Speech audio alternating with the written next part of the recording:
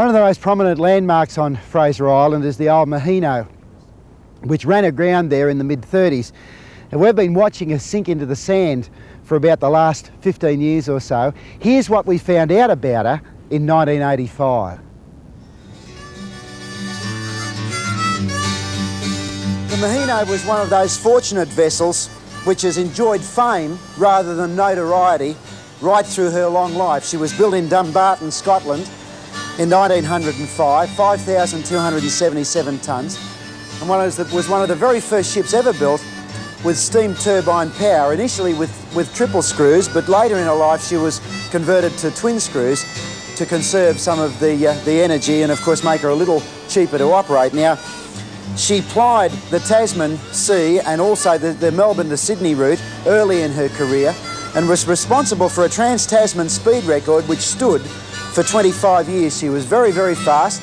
She was a roller, and a lot of the trimmers who used to wheel wheelbarrows of coal around the old ships in those days to avoid them listing and try and keep them more stable, refused to sail aboard her because she was so difficult. She had tall masts, she was quite narrow-gutted, which of course was one of the reasons for her speed. So the trimmers would make themselves scarce when crews were being taken on. But you could walk aboard the ship in Auckland, pay £5, and 5 minutes later sail for Sydney and expect to be there in about 2.5 or 3 days. In 1915, she was impressed into service as a hospital ship and carried 16,000 wounded from France to England in 40 crossings during the First World War.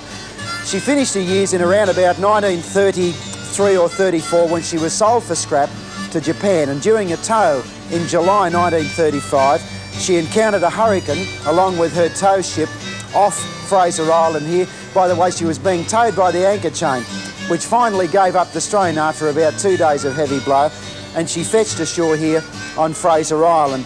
I guess her least dignified period of life was during the Second World War, when the Australian Army saw her as being an excellent target for bombs, and that's one of the reasons that the decks are so badly pitted and full of holes, and one of the reasons that the ship's back is broken. But for quite a few years after she went aground here, she was quite a magnificent sight, looking pristine and almost brand new. In fact, when she did fetch ashore, the carpets, the linings were in all of these cabins and saloons. She even had an organ which ended up in a church in Maryborough aboard, and a baby grand piano.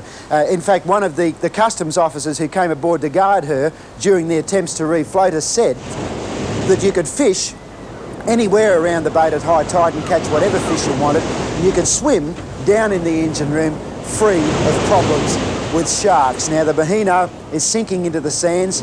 Her iron will stain the sands of Fraser Island for hundreds of years to come. It'll take a while before the wreck finally sinks and disappears.